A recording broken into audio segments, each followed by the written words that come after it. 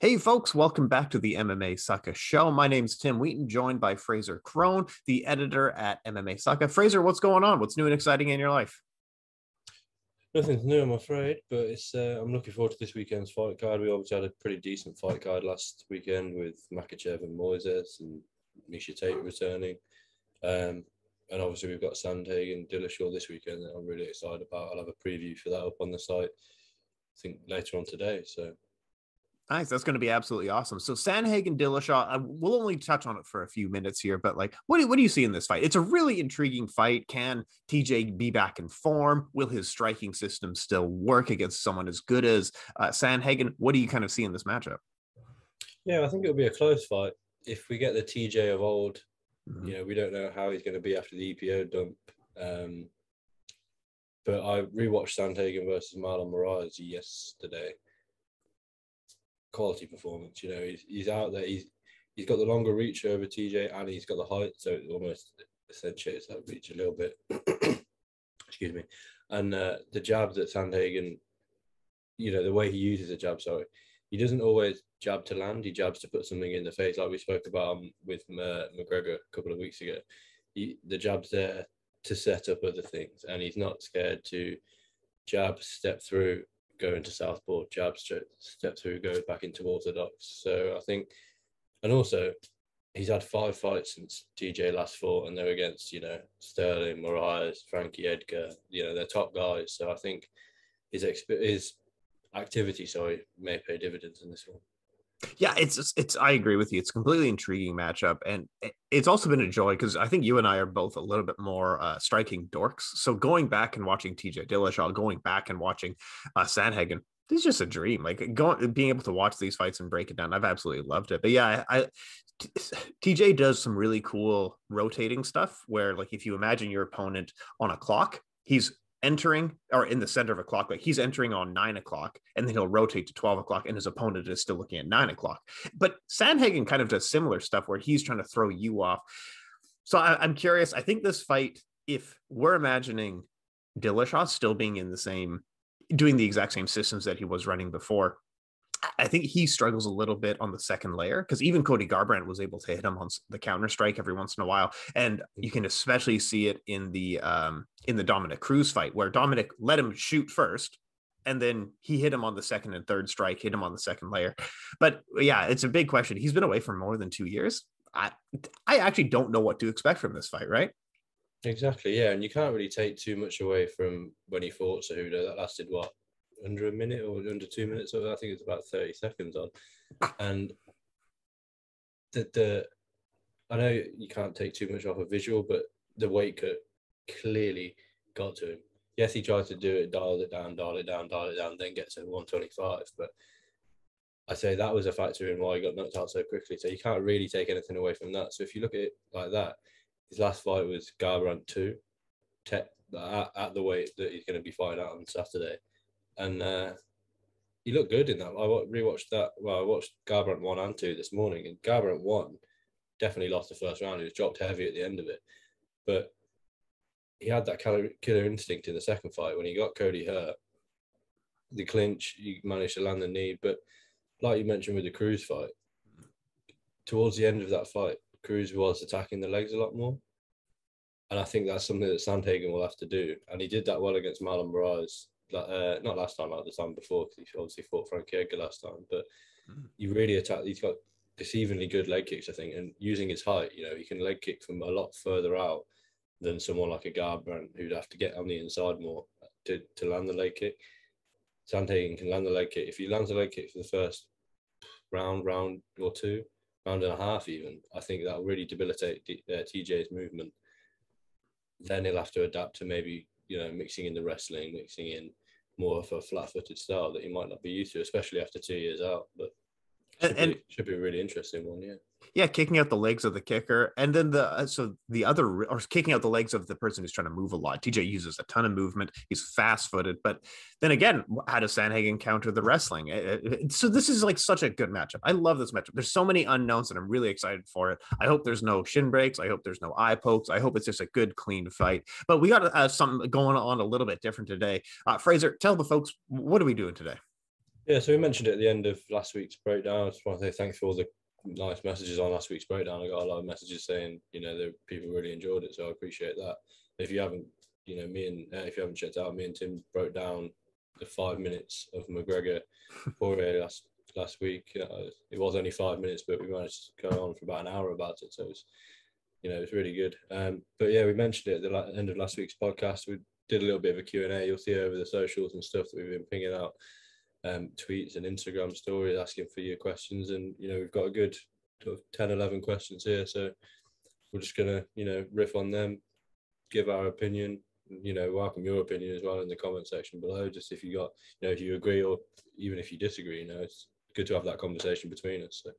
Yeah, and thanks for sending in the questions, folks. We got a couple of good ones here. Go ahead and start us off, Frazer. What are we talking first? Yeah, so we got one early last week. If you were to start your own promotion and any fighter was available, who would you sign first? It's a good question because if you aim high, your promotion will go broke. So we can sign our Andre Arlovskis, our Fedors, our Josh Barnett's, and our Tim Sylvia's. But I know that I've seen this show before, and I know that we're going to run out of money. So do we also sign someone who we can afford but will be entertaining? Do we do a bare knuckle boxing kind of style of like, we're going to sign guys that we can afford? Or do we just, I think I would actually just go for the, like, let's go broke. I don't care. I'm going to sign Ngannou. I'm going to sign John Jones. That's who I'm signing for. Yeah, we're going to do the foot. That's who you put. Go ahead. Yeah, so I put Francis and Izzy Adesanya because that way, you could really tap into that sort of African market. You've got. I did it myself, and I think we have another piece on the site, building the first ever sort of UFC. I know it's a continent, but UFC Africa card. You've got Izzy, Francis, Kamaru Usman, and then further down the card you got Sadiq Youssef. You've got loads of big name fighters coming out of that region now that is a completely untapped into market by any of the major, your PFL, your Bellator, your UFC, One. Nobody's tapping into that market. So I think signing someone like Izzy, who will sell, irrespective. I think any UFC card in any part, for example, in Nigeria would sell, but taking one of the homegrown talent, putting them back sort of back to their roots, as it were, I think it would be a really good signing. But like you say, do you go down the bare knuckle route of signing your Paige Van Zandts, your Rachel Ostovich's, where you can afford them, as well as they're big. Paige Van Zandt is a big name because she did the Dancing with the Stars. She's got a cooking YouTube, I think, or she did have at the time. So, but yeah, it's weird to think. Every time I think about it, man, remember when Artem fought Paulie Malignaggi? How weird is history like that? That sort of almost goes over your head, doesn't it? But then if you think about it, a guy with what is it, 15 or 14 or 15 or 15 MMA record, he's famous. It sounds bad, but he's famous for being Conor McGregor's training partner. He's not famous for his MMA because, yes, he's got power in his hands and he did get a few knockouts. But if you remember, he was a late replacement in the tough season that McGregor coached. So, and, they had him against Chris Alvia on the McGregor Diaz 2 undercard to sort of build the team versus team aspect of it. But he's fighting Paulie Malignaggi, who's a legit world champion boxer and won. Won. Yeah. Absolutely ludicrous.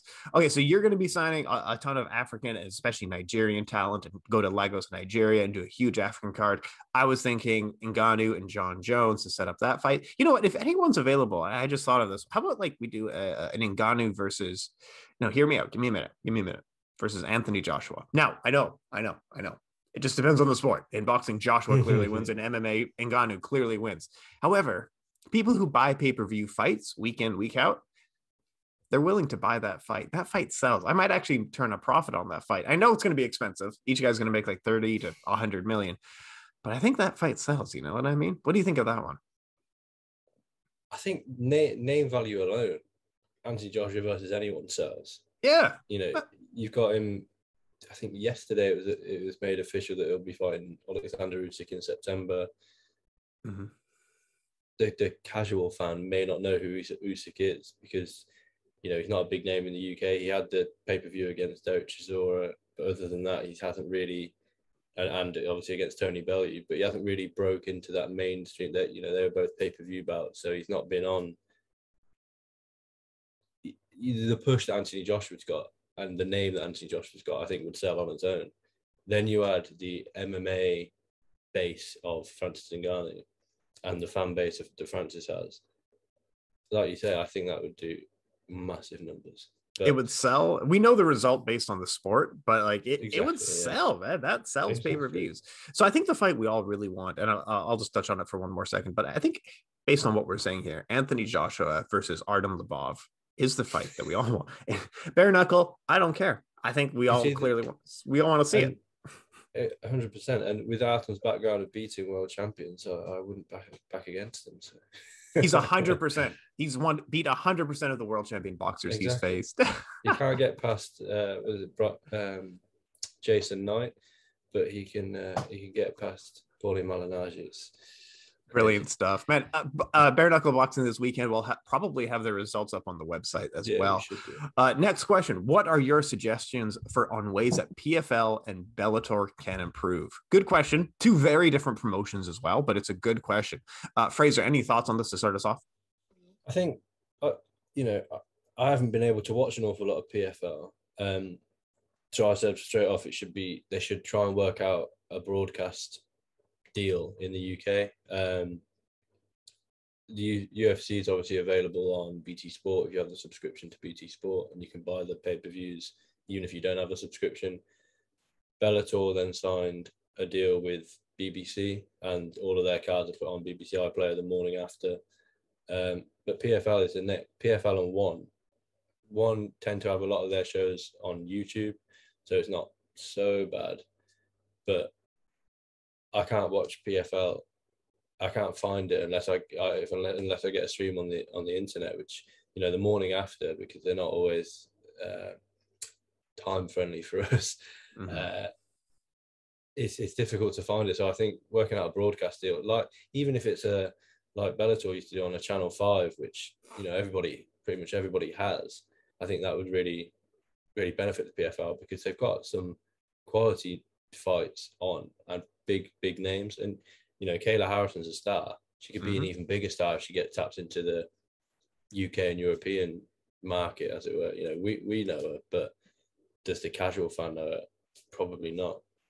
And I totally agree with you. PFL has been struggling quite a bit with getting new eyes on it, especially from overseas. So one interesting thing that we've seen in the past, when the UFC goes to new markets, they have to build it themselves because it's not like hockey or American football or something like that, where you have a general idea, and no matter where you go in the world, people have a general idea of what that is. When the UFC goes somewhere new, like Germany is always the example I use. When the UFC goes somewhere new, they have to teach everybody what this sport is.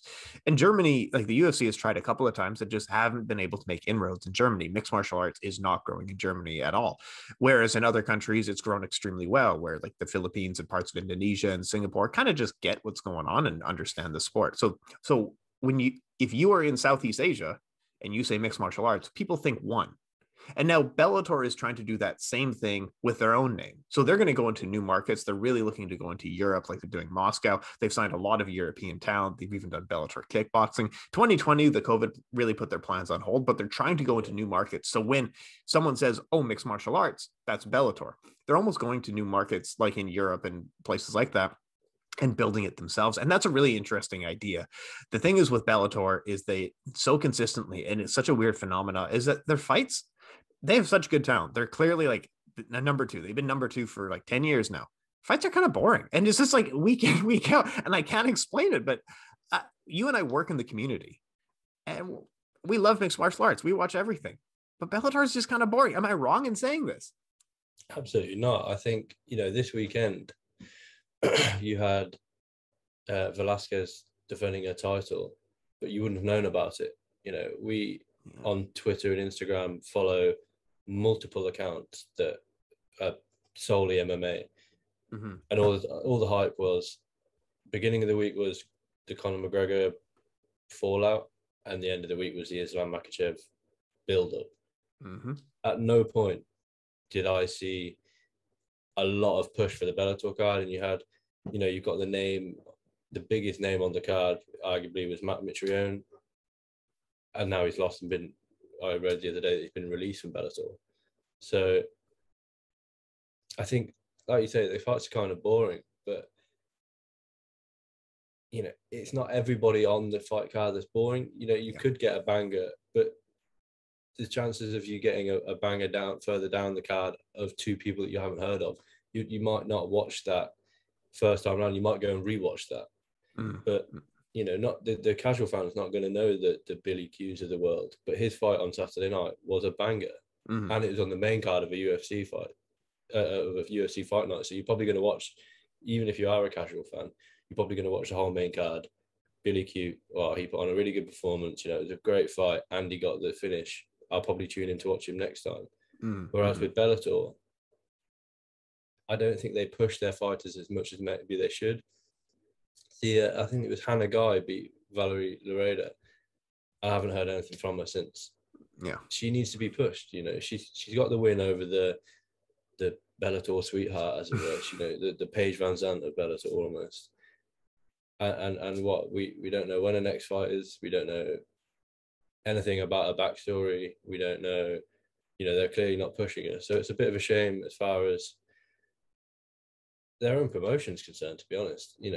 But like you said earlier, they are tapping into alternative markets. The European market, they put on shows in Newcastle, Birmingham, London in the UK, Italy they go to regularly, and obviously they had the France card, the Paris card, which I think was huge. And it's now UFC that's having to play catch up in Europe. But at the same time, one European star in McGregor or Till or Bisping is bigger than probably any European star in Bellator, despite the fact that they've got hundreds more European stars than the UFC.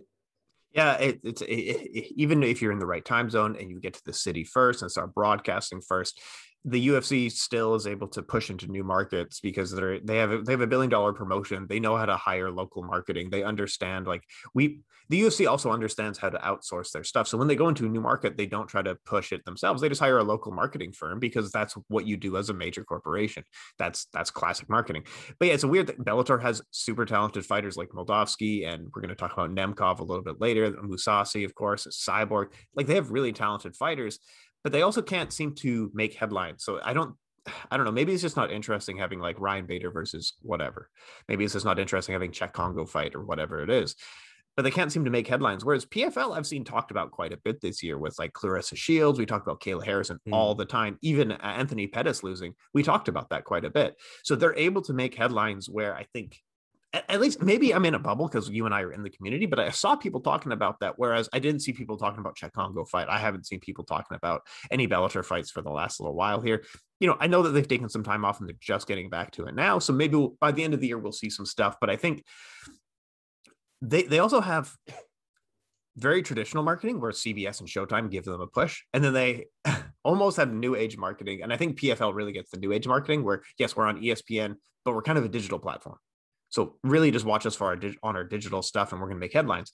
Bellator maybe is just starting to move on to digital platforms, but they also have fighters who have their own OnlyFans account and are maybe more popular because they're OnlyFans. So maybe I'm wrong and maybe they really do understand digital marketing. I don't know, man. Yeah, it's something brand new. Exactly. It's a shame though, because you've got arguably the top three fighters booked at the moment in AJ McKee and Pitbull in the featherweight Grand Prix final. I haven't heard anything about it. Nothing. And I know it's not, that you're not going to 4 or 5 weeks time just before you have a pay-per-view. But at the same time, that is arguably the most competitive, one of the best fights that Bellator have ever put on. And yet we're not hearing anything about it. And Makhachev versus Moises, although Makhachev's a big name within the community and a big prospect, and Moises, not so much, but they've got a bigger push this week alone than AJ and Pitbull have for the entire past since the fight was booked. They had the face off in the octagon as standard after the semi-final. But apart from that, I haven't heard anything more from it. It's not like I don't follow the right accounts. You know, we see Yep. the amount of stuff we saw about Fedor returning. Yeah, absolutely. In let's be honest, way past his prime, Fedor. Yes. And you've got two of these guys in their prime. AJ McKee, I think, still yet to hit his prime. He's still really young.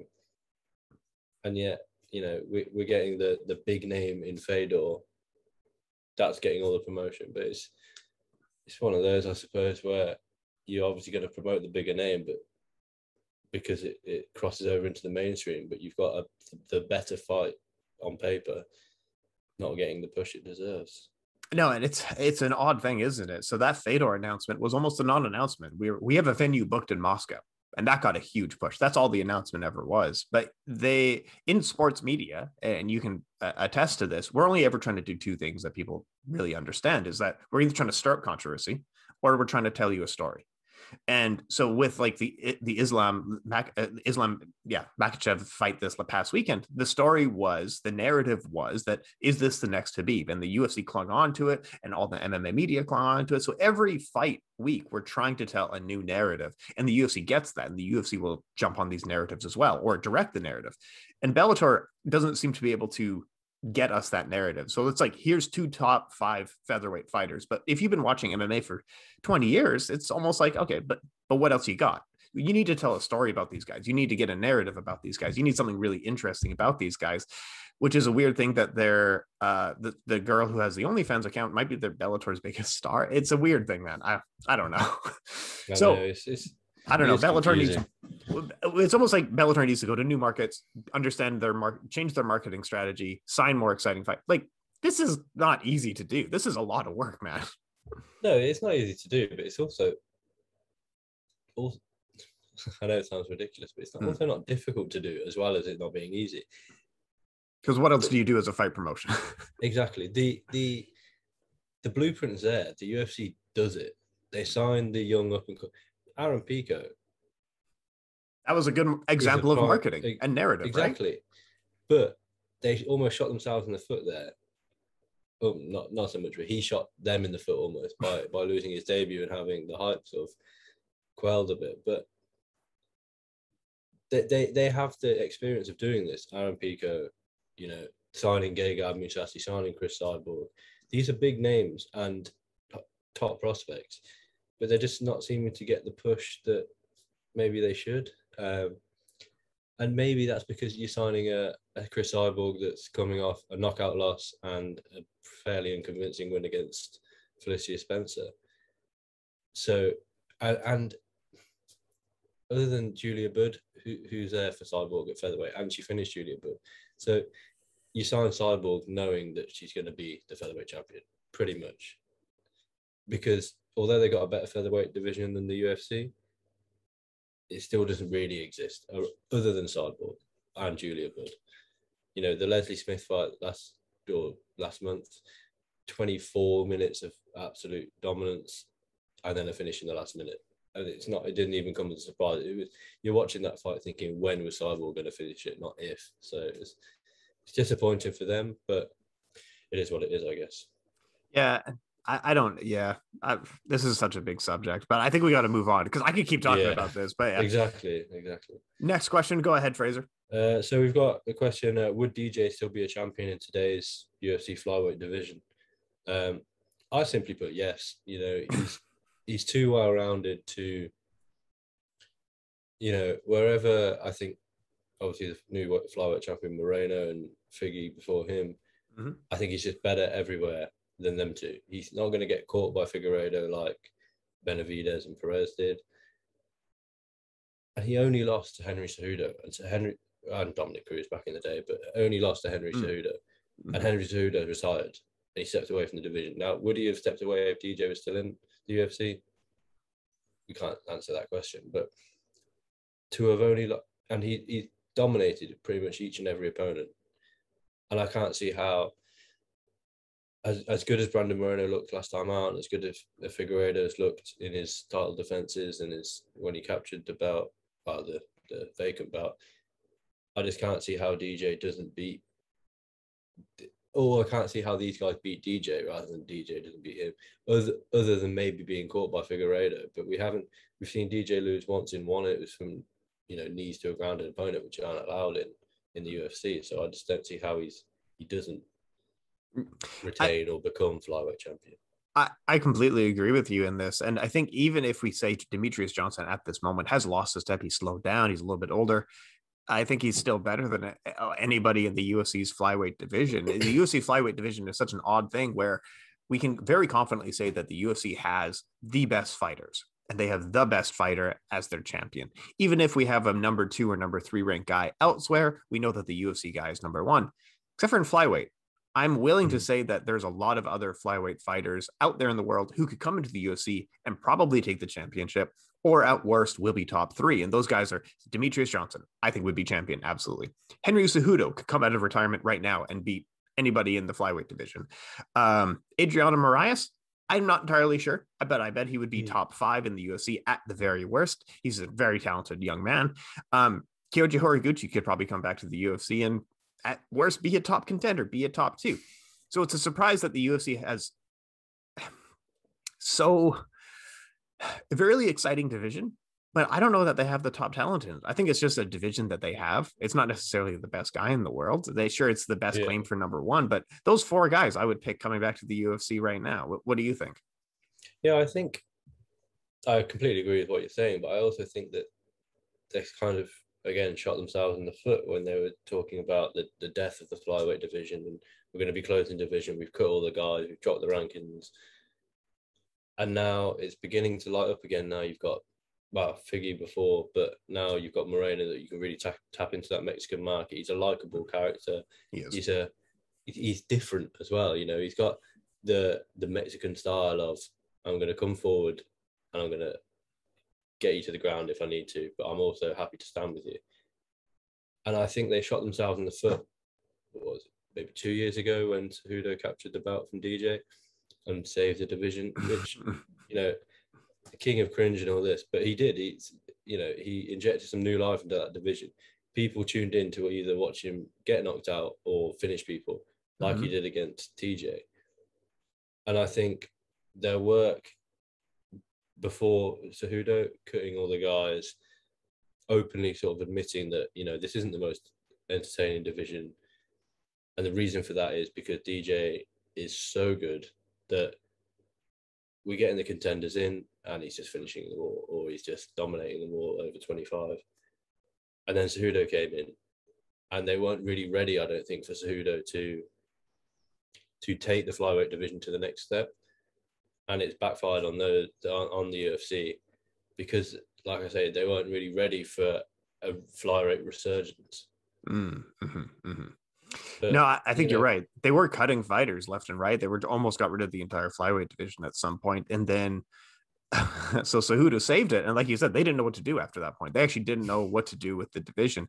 Do you think it's better to promote a extremely dominant fighter?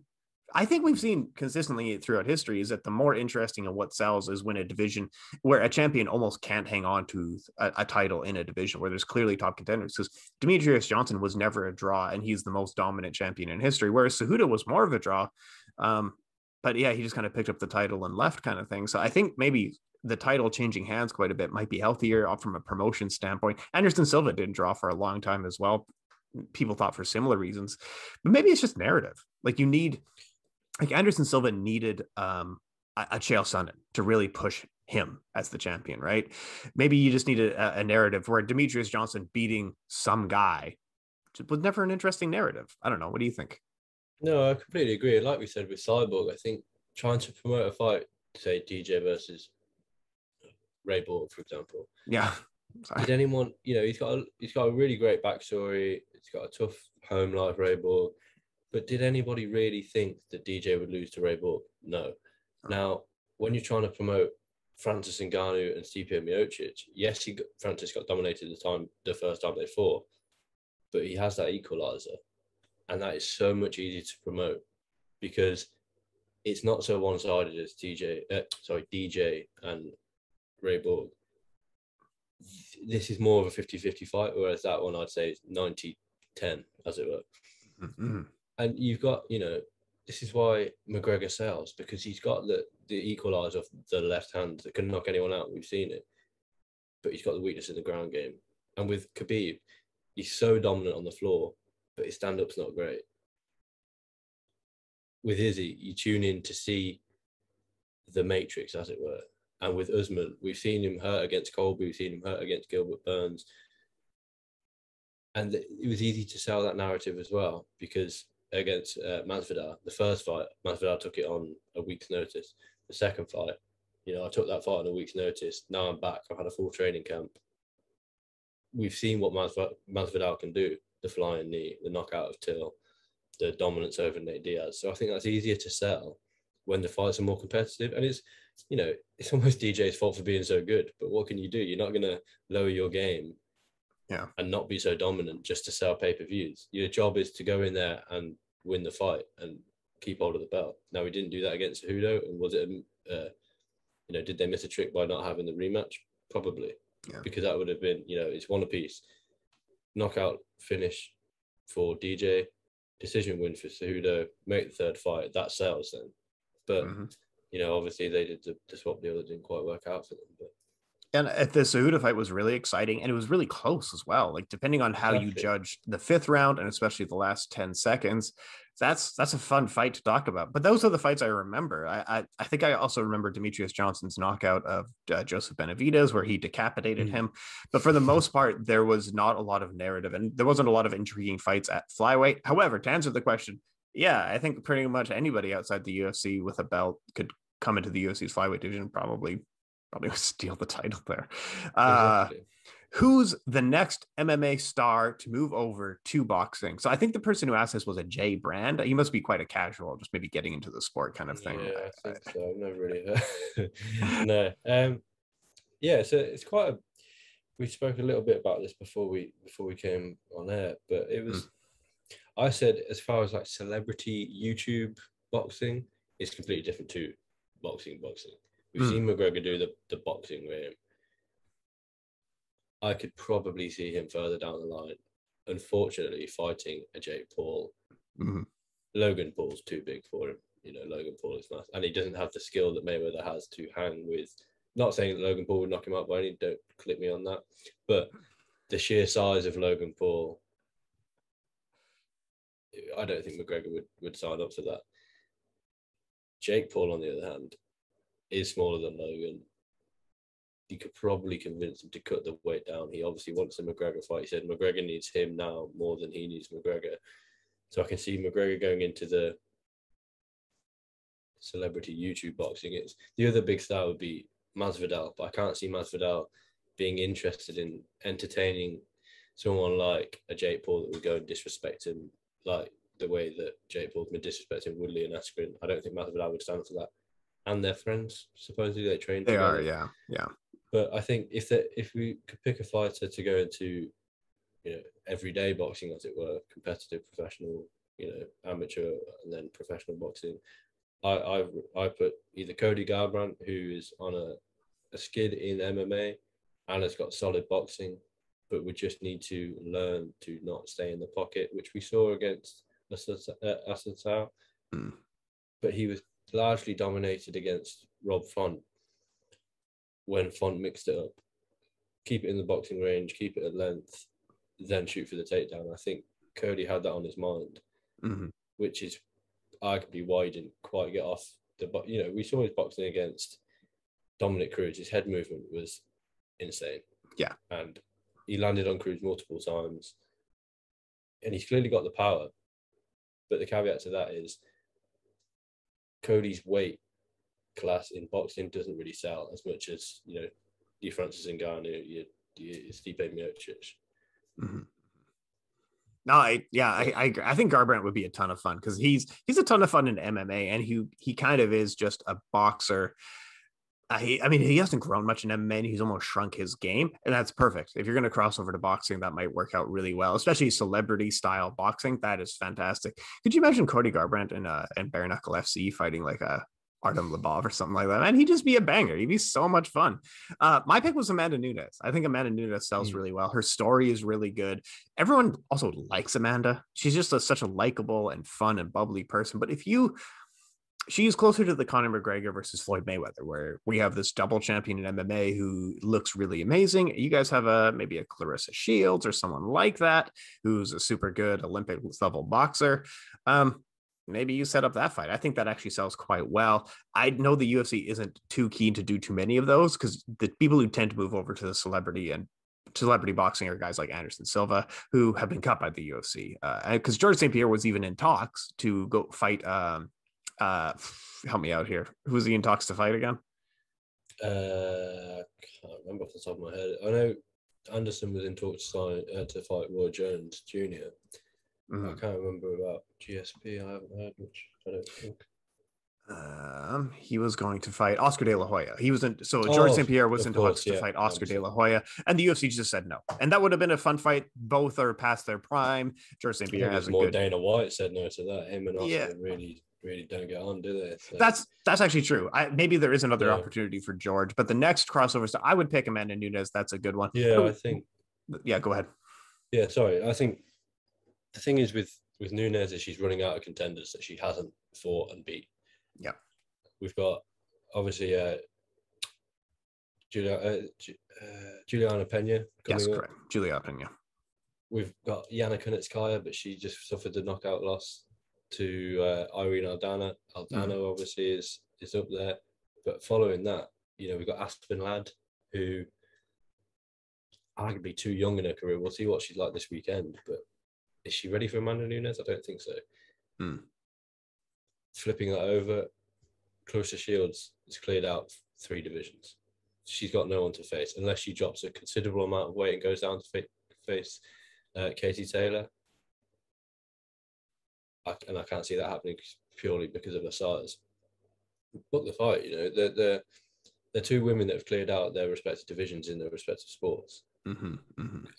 For Nunes, go and have a couple of amateur boxing fights. Go and have maybe a couple of 6-8 round professional boxing fights like Shields is doing in MMA. See how you get on. You don't if you don't like it, or if she's not actually as slick in the boxing realm as in a boxing ring, boxing rules that she imagined, don't do it. You're still the UFC double champ. But that fight makes sense as far as we're running out of options. Once you beat Pena, if she then faces Aldana, what, do you rematch Miesha Tate after dominating Miesha Tate? Probably not. Do you rematch Holly Holm? It's difficult. I'm going to throw a name at you, and I think you're going to agree with this one, but he's a former UFC MMA fighter. I was reminded that Tenshin Nasukawa probably does some kickboxing this year and then switches over to boxing. How about Gokhan Saki? I would switch over to boxing. That would be a banger. You could definitely promote him. He's got a good story. Kickboxing world champion. Technically, this matches the question. He's a former MMA fighter. Yeah, that's the thing. The fire very much went out on Saki in the UFC. I think he got a couple of wins and then he lost to Khalil Roundtree knockout. Yeah. And we haven't seen him since, have we? And it's he got the push. He got promotion. He got put in the UFC. I know it's not a barometer, but he got put in the UFC game, so they were clearly fairly high on him.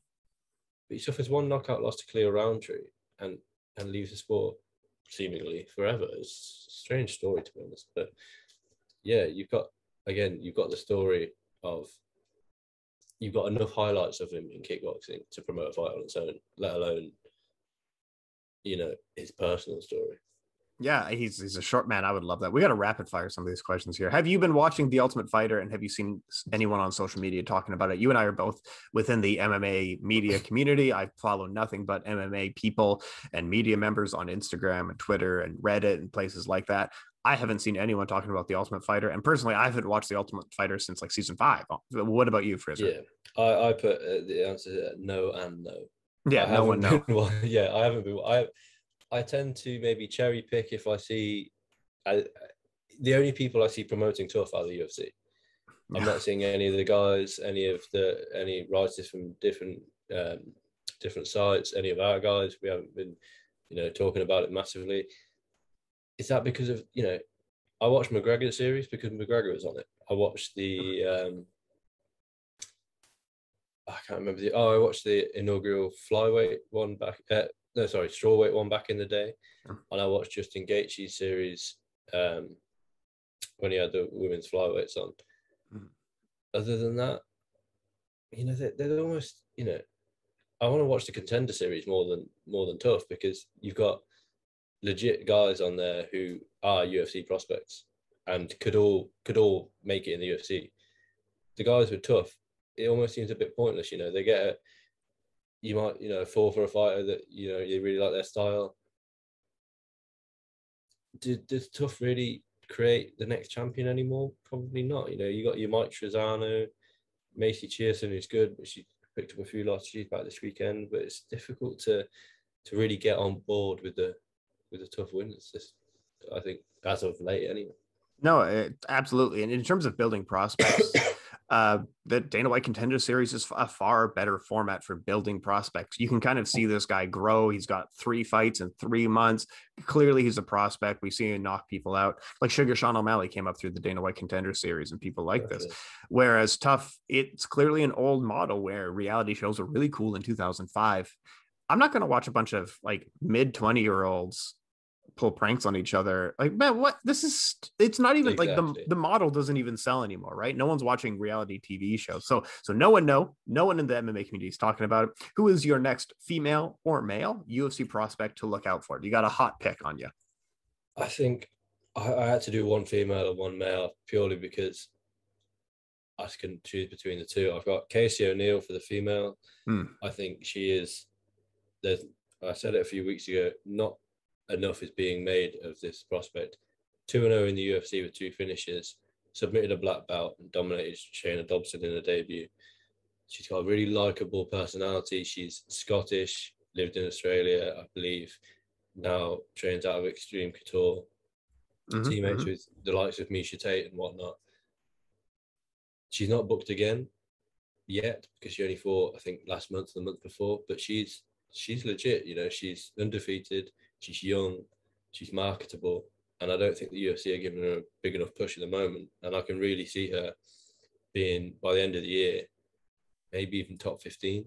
And then on the male side, I put Movsar Evelev at featherweight, who just knocked off. I think he knocked off Mike Grundy. I can't remember who his last fight was against, but he's looked solid so far. Or again, a shout out to someone that we've spoken about already, Tom Aspinall. I think Aspinall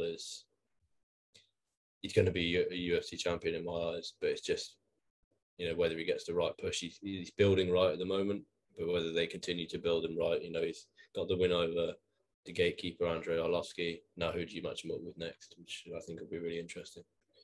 I think Tom Aspinall is an absolutely awesome pick. I completely agree with you. It's hard to call him a prospect because of he's like headlined in the UFC, right? But he's clearly a next promising fighter. At worst, he'll be contender in the next 2 years. Tom Aspinall is an awesome fighter. Definitely keep your eye on that one. For me, I'm really bad at picking prospects and people to look out for. Like I picked like Charlie Brenneman as the next super champion. I picked Marius Saromskis as like, this guy's clearly the next great. Nope, these are all terrible picks. So don't listen to my picks at all. From one championship in Muay Thai, Jackie Buntan. I think she's going to hang around for quite a while. She's going to have some awesome fights, and she's definitely one to keep your eye out for. In the UFC, I hate to say it, and no one's going to be surprised, but Tatiana Suarez is the next champion in the UFC. Whatever weight class she comes back to, she has like the highest control rate. She has the highest takedown rate, even including people like Khabib Nurmagomedov. Tatiana Suarez is the next great champion. So Jackie Bunton, Tatiana Suarez. As for men, I picked one way down the card. So his name is Ilias Boulade. He trains out of SBG Ireland. He's a former kickboxing world champion. He held some K1 title when he was a young man. He's only 26 years old. So he's transitioning from the highest levels of kickboxing into MMA now. So he's young enough that he can still figure out the ground game, unlike a person like Gokhan Saki, who's just a little bit too old. This is still a young gentleman with a very good kickboxing background, and now he's transitioning to MMA. So Ilias Boulade, currently undefeated with 2-0 in MMA, and he's got 25 wins in kickboxing and a couple of world titles. So those are some good prospects to keep your eyes out for. Next question. Should McGregor leave John Kavanagh? Fraser, go ahead. Lay it on me. What do you think? I put on paper, yes. In reality, he's not going to. He's too big a personality, too big a star, too not liked by enough of the community to move to an ATT or AKA. But that would, can you imagine him and Khabib on the mats together? But come on, I don't think, you don't want to ditch the guy that got you to the dance, as it were.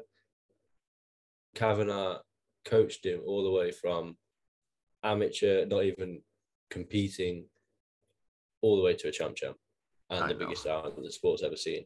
And the Mayweather fight. And the Mayweather fight. And, he brings in other guys.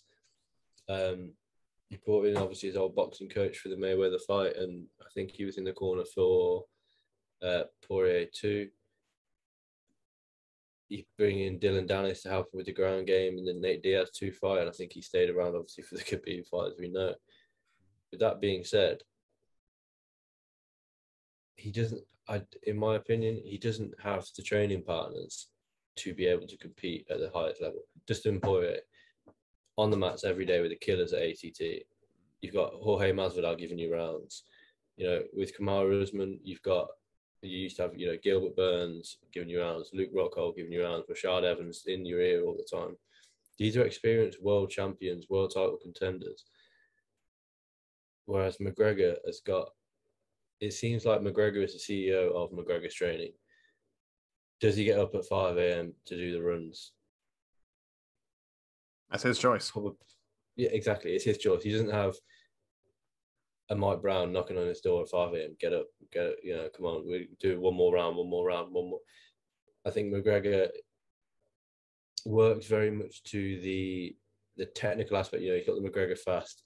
He knows what recovery he needs. But I think occasionally you need to go past your recovery point, as it were. Justin Poirier doing 5-5s. Okay, Mike Brown, we're going to throw a new contender in. We'll do 6-5s today. But McGregor, I think, would stick to the 5-5s, make sure his body's fully recovered. He doesn't push past that point. So I think on paper he should leave John Kavanagh. Maybe not even leave, just go and train with somebody else. Mm-hmm. But is that Connor calling you now? yes, yeah, he's saying that, tell me who the F is that guy. Yeah. But there's no big MMA gym in the world, I think, where McGregor would be humble enough to go and train at that would accept him. But I can't imagine Conor is the focal point of Conor McGregor's career, which may sound ridiculous, but Dustin Poirier is not the focal point of ATT. He is in fight camp and fight week, but you've got Amanda Nunes, you've got Joanna Jędrzejczyk, you've got multiple, Jorge Masvidal, you've got killers on the mat where if Poirier walks in, Mike Brown's not going to drop everything just to go and train with Poirier. Mm-hmm. If McGregor walks in, Kavanagh's dropping the whole gym and going to work with McGregor. And you get used to styles and, Owen Roddy's held pads to him for how many years? He gets used to Owen Roddy's pad holding style, and he's hitting the mark and he's getting up to the speed. But is he having other pad? Yes, for the boxing, he's having other pad men come in. But to what degree is he actually getting new looks from training partners if he's training with the same people every time? That's a really good point there. Now, if you remember when McGregor was, I completely agree with you. Everything that you said, I completely co-sign on everything you're saying. When McGregor was getting really good, if you remember, they were calling in different fighters. The reason he hurt his knee is because he was training with Rory McDonald. So he was Conor was a featherweight training with a welterweight in wrestling and jiu-jitsu with Rory McDonald of all people. That's a big push. That's someone who's really going to challenge you on the mat because he doesn't care who you are. Stuff like that is a good sign. And I think changing cams really can benefit people. I know George St. Pierre, as much as he was for us a hobby product, George jumped around to every camp in the world. He would just spend like 6 weeks. I'm going to this guy for 6 weeks. Like, that's a great thing to do. I'm going to work on this. I'm going here for 6 weeks. Alistair Overeem did change gyms midpoint in his career, I think, when he came into the UFC. However, he did keep his own pad guy. Like he said, if you've been with the same pad guy for years, I don't know if that benefits you. I don't know if that hurts you, but Alistair Overeem for his entire career had his own pad guy, the same guy for all like 20 years.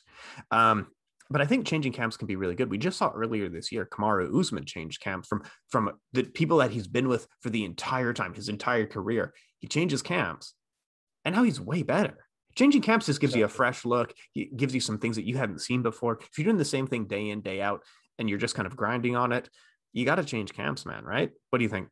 Exactly. Yeah, I completely agree. And it's having a new set of a new voice in your ear when you're, yes, Kavanagh is a good coach. Yes, undisputable. He's coaching great guys, but can he? Does he know it all? No. Does anybody know it all? No. But if McGregor goes and trains with a Mike Brown, a Henry Hooft, anyone, Jackson Wink, they will pick up on things that McGregor does that Kavanagh hasn't done, because Kavanagh watches him, every day, every week in fight camp. And he might not notice that when, very amateur, but for example, when McGregor throws a jab, he drops his hand, for example. He might not pick up on that because he's just noticing, maybe he's looking at distance, he's looking at how the jab is being thrown.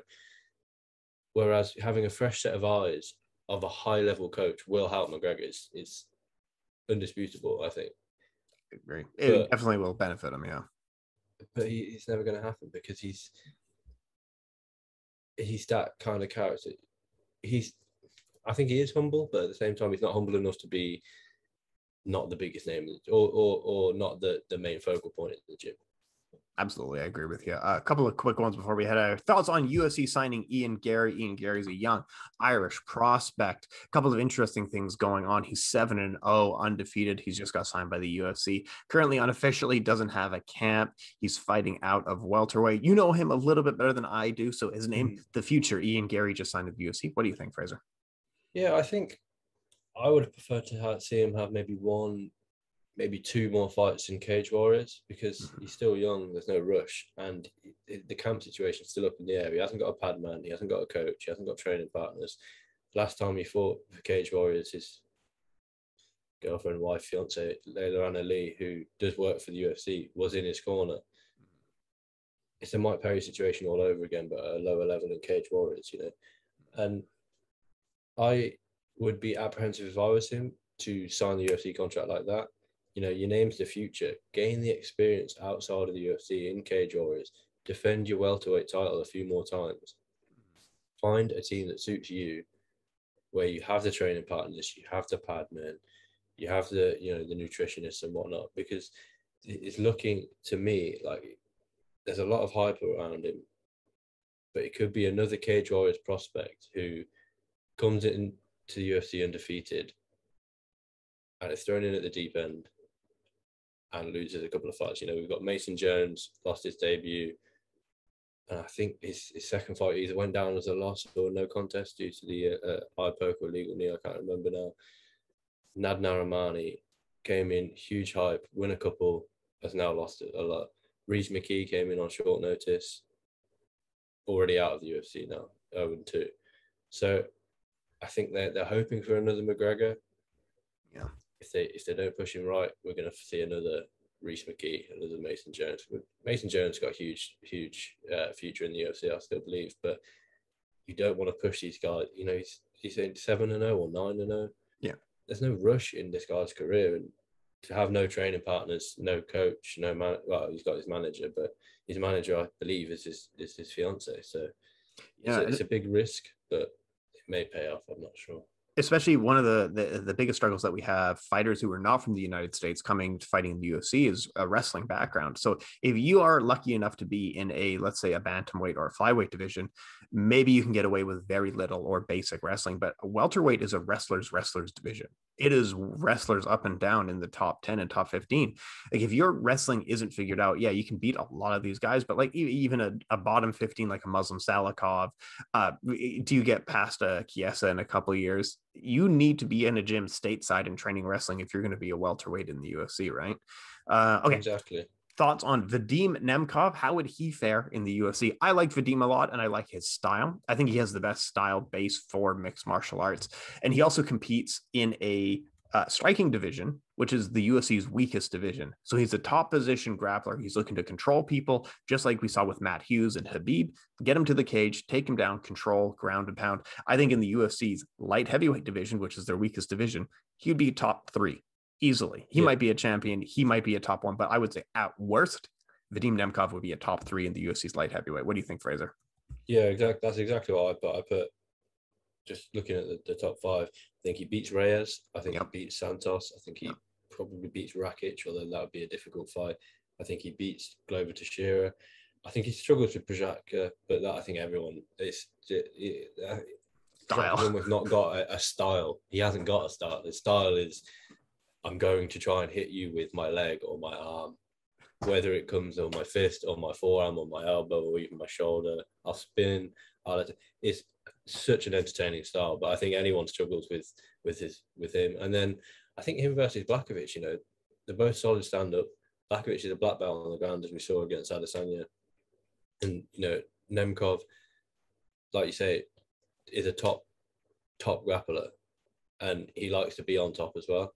Yep. And we have seen against Alexander Gustafsson way back in the day, Blachowicz struggled when he's on bottom. So I think that would be, like I echo your point of being top 3, at worst top 5. He's a Michael Chandler-esque, enters the UFC. If he was to transition over, enters the UFC against the top 5 guy, top 6 guy, probably wins that, and then you're looking at titles or a number 1 contender shot. I completely agree. I think Nemkov would fit in really well in the UFC's top light heavyweight division prospects. What's next for Usman after Colby? That's a tough one.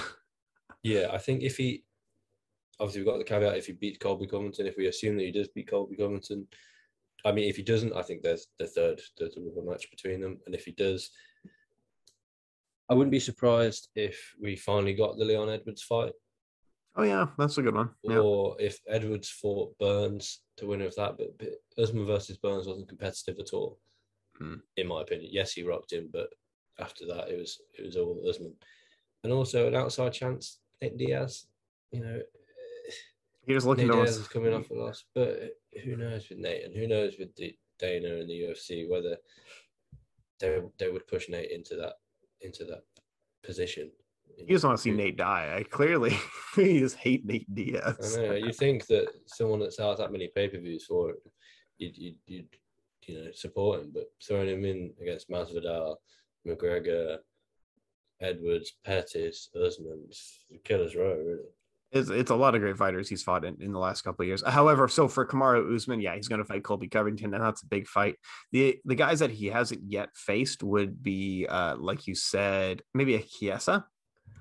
Or if Chiesa can get through Luque, I think that's a really good fight. I think Luque can cause the storm, as it were, with the pressure. And Chiesa's a good fight, but we haven't seen Chiesa fight an awful lot off his back. No, that's true. Because he's the one that initiates the takedowns a lot of the time against Magny, against Carlos Condit. So, and I don't think his striking is nearly up to Usman's striking. So I think Usman probably not walk through Chiesa, but I think so too much. And I see fairly similar Kamaru Usman versus Leon Edwards. Leon is really good at distance control, and that's kind of where he stops the wrestling. But when they fought a few years ago, it wasn't that close of a fight. And unless Leon Edwards has improved his counter wrestling, like this is the thing that like if you are in the United States playing soccer or football, you don't really have a good path to get to professional football, which is in Europe.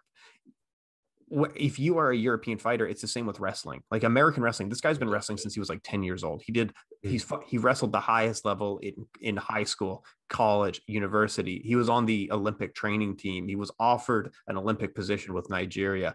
Like Kamaru Usman is leagues above these guys when it comes to wrestling. So if you just started wrestling 5 years ago, you're still not even in the same category as someone like Kamaru Usman. So I think while that's 100%. an interesting fight and an interesting look, I think Kamaru beats Leon all day. But what do you think? Yeah, I think I like your analogy about the football, because I think, I don't know where there's no specific wrestling gyms near where I live. There's MMA gyms that incorporate the wrestling, but they're not wrestling gyms. And I think it's ironic because it actually happened this weekend, but I can see the fight going a lot like Makhachev and Moises, where Kamaru pressures Leon straight away from the first, I think, 30 seconds, 45 seconds. Moises had his back on the cage, and was trying to find the angle to get out, but couldn't. Now I think Makhachev was hanging with him on the feet for as long as necessary, then just took him down. I see that happening with Edwards and Usman, that Usman pressures Edwards up against the fence. Edwards obviously a counter striker, so we can see, Usman. I can't see Edwards stopping the takedown of Usman, especially if he's got his back up against the fence. And then, that's the blueprint of Usman. That if Usman falls in love with his striking too much, could he struggle? Possibly, depending on how. But with the greatest respect to Edwards, he couldn't get a Nate Diaz out of there, who he rocked a lot. He had all cut and bloodied, and he did rock him, and he didn't go to finish the fight. So I think if Edwards is going to win, he's got to have that killer instinct. If he does rock someone like Usman, go in and try and finish the fight, because if you don't, and Usman gets a 1 minute rest at the end of a round, comes out and takes you down, and lies on you for 5 minutes, that's your opportunity really sort of squandered. I agree with you. I think Leon Edwards, his style of fighting is like that of a watchmaker. Like, I know what I'm doing. I do the same thing every fight out, and I don't change my pace. Like you said, there was opportunities to fight, like finish Nate Diaz, and that's just not his style. He doesn't adjust his style. He doesn't make exceptions for his style. And if you change his style, I think you can absolutely beat him. But I think Kamaru is a bad matchup for him. All right, so covering this weekend, thanks for everybody for sending in the questions. Hugely appreciate it. Last one: what's next for TJ after Sandhagen? And I'll add in what's next for Sandhagen, win or lose. After TJ, what do you think here? I think, as I alluded to in my preview that'll be up on the site today or tomorrow, Sandhagen needs to get a title shot, irrespective of the outcome of the. We're assuming it will be Sterling versus Petr Yan, but we haven't actually heard anything about that. Obviously Sterling did have I think it was neck surgery, but we haven't heard anything about a potential return date, whether that fight's 100% going to be the next one booked. We haven't heard anything about it. But the next fight for Sandhagen, if he comes through TJ, which I do believe he will, is a title shot. Irrespective of whether it's Sterling, he's got the narrative of Sterling beat him last time, but he's improved a lot. And he's got the narrative of never faced Petr Yan, both slick boxers. And that was a fight that I'd really look forward to. Now, I think for TJ, I mean, if he loses, it's more difficult. Maybe a Rob Font, and I've got Rob Font in against to fight. I think it's the same for TJ. To be honest, I think whoever wins this fight fights for the belt. The UFC are clearly high on pushing TJ because he hasn't. I think he's 36 now. He hasn't got an awful lot of time left at the very top. Now, depending on how he looks at the weekend, that could mean that if he goes out there and gets a statement victory against Sandhagen, he should be fighting for the belt. He hasn't faced Yan, he hasn't faced Sterling yet. They're fresh matchups, they're exciting matchups because of the clash of styles between each of the three men. If he wins and it's not so emphatic, I think it would be difficult to ignore a TJ versus Rob Font. They've got the same opponent in Garbrandt. TJ knocked Garbrandt out twice. Rob Font dominated Garbrandt over 5 rounds. I think that's a really interesting matchup because you've got the defensive wrestling and the offensive wrestling of Rob Font that we saw in the Garbrandt match. But you've got the unique side of TJ that no one moves like him other than Dominic Cruz. And I think if TJ loses this fight, a fight to get straight back into the top 5 is to fight Rob Font. And then if he beats Rob Font, obviously, and then if he loses a Rob Font fight as well, maybe even go accept that the 2 years that I was suspended for are the 2 years that I should have been competing, and I've lost a step. And that's fair. I think totally whoever wins gets a title shot, and whoever loses probably gets either Rob Font or there's not really anyone in the top 5. Maybe a Frankie Edgar if you're TJ, but I don't really want to see Edgar against TJ. It's not really. We know how it Doesn't goes. Exactly. I totally agree with you. I think the winner gets a title shot. Whatever's going on with the title shot picture, this is the next contender there. Bantamweight is probably the most exciting division in the UFC. It's nothing but knockout artists and former champions. When you guys got like TJ Dillashaw's not ranked, Dominic Cruz is barely ranked in the top 10. You know, it's a great division. Cody Garbrandt's out floating in the abyss. I think on a lose for Sandhagen, I'd say Cody Garbrandt because that just makes a fun fight. And I think it's a winnable fight for Sandhagen to kind of stay in the top 5 and get back working towards a title shot. A win, agree, total title shot. For TJ Dillashaw, on a loss, I don't know, Aldo, that'd be a fun one. A win, Yeah, maybe Aldo, I don't know. But yeah, maybe I think that'd be a really good fight. Yeah. TJ Dillashaw comes in on a win, and then they have the narrative of he wants his title back. I think that's completely reasonable. TJ Dillashaw getting a title shot right away, absolutely. But I think for this one, when is the Sterling Yan fight coming back? Do we need to make an interim title while we're waiting for neck surgery for Aljamain, or do you know anything about this one? This is what I was saying earlier. I'm not really sure. We haven't seen anything booked really. The neck surgery, it's going to keep him out. I don't know why I've got sort of October, November in my head for when he said that he might be back, but that's I want to say that too. Yeah, quick turnaround from neck surgery to getting your fitness back up to getting into camp to prepping and getting and fighting after neck surgery. I've never had neck surgery, believe it or not, but it seems like a quick turnaround. It's not like you had a broken foot or a broken hand that you can just sort of mend for 6 weeks and get back. Yeah, I know he is back on the mats. I've seen on Instagram that he's back training, but it's not full contact 100%. But this is what I don't understand. It's the UFC will make an interim heavyweight title fight 5-6 months after not even 3 months. 3 months. Is it 3? Yeah. Exactly. And then you've got someone who post-fight is actively saying, I am having surgery. I am not going to be fighting for at least 6 months. Make the interim title fight. Make this an interim title fight. I'd be more than happy to see an interim title fight. Sandhagen deserves it, without doubt. Deserves it. Yes, he lost to Sterling, came back, dominated Marlon Moraes, finished, dominated Frankie Edgar, flying knee. There's a piece up on the site, I think it's going up this evening, about the best flying knees in UFC history. So check that out. He deserves a title fight, and I think he also sees TJ as that stepping stone to a guaranteed title fight. Now, TJ 100% would take an interim title fight after everything that happened with him being stripped and whatnot. Absolutely. So why we're not booking it as an interim title fight, I'm not really sure. It would sell.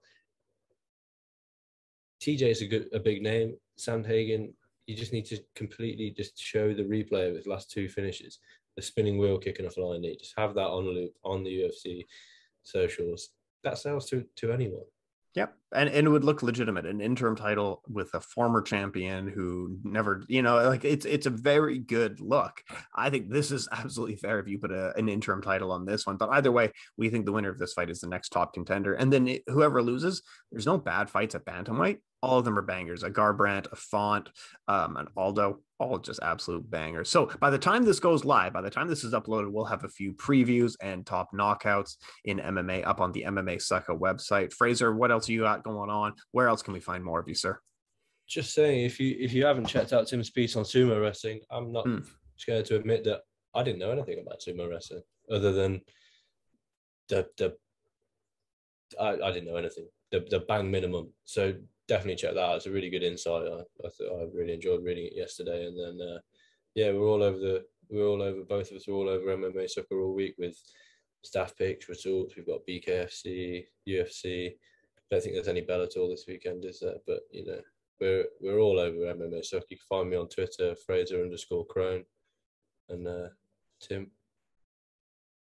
Oh yeah, thanks for that. I appreciate that. Yeah, I put a lot of work into the sumo wrestling piece on the changing dynamics of sumo wrestling over the last 20 years. If you're the type of person to listen to 2 guys talk about bantamweights for an hour and a half, you're the type of guy who would love a sumo wrestling piece. Check it out on the MMASucka website. My name's Tim Wheaton. Find me at Tim Wheaton MMA. He's Frazer Krohn, editor at MMASucka. Thanks so much for your time, folks. Thank you.